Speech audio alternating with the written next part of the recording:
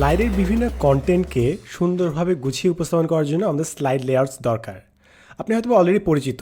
আমরা যখনই কোনো একটা পাওয়ার পয়েন্ট অন করি, টাইটেল স্লাইডটা এরকম হয়। ক্লিক টু অ্যাড টাইটেল, এরকম একটা স্লাইড আমরা সবসময় পাই। এটা বিভিন্ন ফরমেশন আছে। আপনি যদি উপরে এই নিউ স্লাইডে এখানে টগল ডাউন করেন, তাহলে দেখবেন বিভিন্ন কম্পোজিশন আপনাকে শো করছে। Title and content, section header, comparison, two content.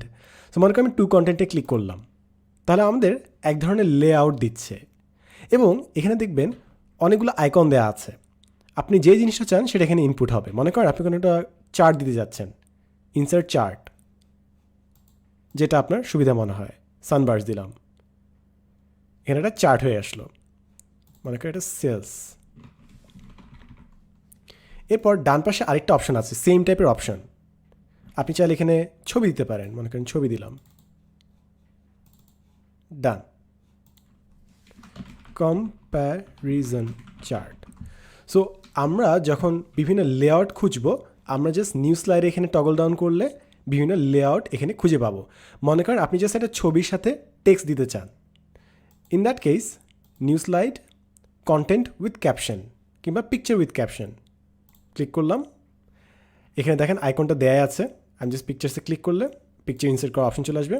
পিকচারটা এখানে ইনসার্ট হয়ে গেল। আপনি চাইলে এখানে টেক্সট অ্যাড করতে পারেন। What is beauty? সো এখানে আপনি ইচ্ছা মতো টেক্সট অ্যাড করে দেবেন। মনে করেন লরেন দিয়ে দিলাম। সো এখানে ইজিলি আমাকে কোনো জায়গায় খুঁজতে হলো না। আমার টেক্সট অলরেডি ফরম্যাট করে দেওয়া আছে, একটা বক্সে হেডার দেওয়া আছে। সো আপনার যদি কন্টেন্ট খুব দ্রুত সাজাতে হয়, এই লেআউটসগুলো ক্লিক করবেন, পাওয়ার পয়েন্ট আপনাকে গুছিয়ে দিয়ে দিবে একটা লেআউট। তারপর এখানে আপনার যেটা সুবিধা মনে হয়, bars and charts, okay, sales report, এই তো।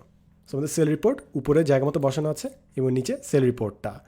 সো আপনি যখন পাওয়ার পয়েন্ট নিয়ে কাজ করবেন, আপনার যদি কোনো লাইন টাইন না ইচ্ছা হয় যে ভাই আমি কোন দিকে সাজাবো, পিকচার কোথায় যাবে, টেক্সট কোথায় যাবে, হেডার কত বড় হবে, অ্যাকচুয়াল টেক্সট কত ছোটো হবে, ইন দ্যাট কেস আপনি জাস্ট লেআউটসে যাবেন, ডিফারেন্ট লেআউটস নেবেন, তাহলে আপনার লেখাগুলো সুন্দরভাবে এখানে সাজানো হয়ে যাবে। সো স্লাইড লেআউটস বেসিক্যালি আপনার কন্টেন্টগুলোকে আগে থেকে একটা টেমপ্লেটের মধ্যে ফেলে, যেন আপনার স্লাইডটা অনেক বেশি গোছানো হয়, যেটা অ্যামেচার স্লাইডে খুব ইজিলি বোঝা যায়। তাদের পিকচার একদিকে, টেক্সট একদিকে, ঠিক অ্যালাইনমেন্ট হয় না, যে জিনিসটা স্লাইড লেআউটে খুব সুন্দর মতো দেওয়া আছে। অথবা আপনি যদি একদম নিজের মতো করে করতে চান, new slide, blank slide choose করবেন, তাহলে আপনাকে একদম ব্ল্যাঙ্ক স্লাইড দেবে, যেখানে আপনি নিজে ইচ্ছা মতো কাজ করতে পারবেন। আশা করি এরপর থেকে আপনি যখন স্লাইড লেআউট নিয়ে কাজ করবেন, আপনার জন্য কাজটা আরেকটু হলে ইজি হবে। কিংবা আপনাকে যদি এই স্লাইডটাই দেওয়া থাকে, জাস্ট ডিলিট করে আপনি নতুন লেআউট এখানে নিয়ে আসতে পারেন, যেটা আপনার কাজের জন্য অ্যাপ্রোপ্রিয়েট হবে।